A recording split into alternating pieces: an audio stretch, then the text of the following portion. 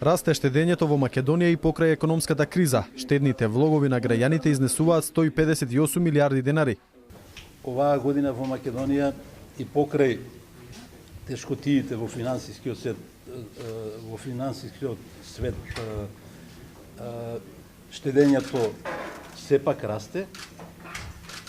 Годинава заклучно со 39 има пораст на штедењето кај граѓаните за 178 милиона евра.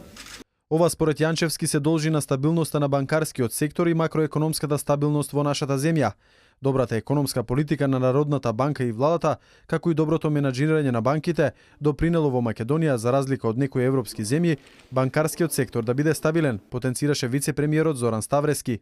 Македонија и македонскиот банкарски сектор се стабилни и граѓаните може да бидат сигурни во своите штедни влогови.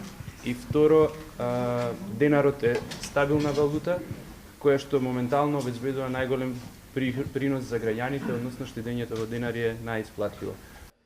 Значително е зголемувањето на штедењето во денари. Депозитите на денари во последните 12 месеци се зголемени за 17%.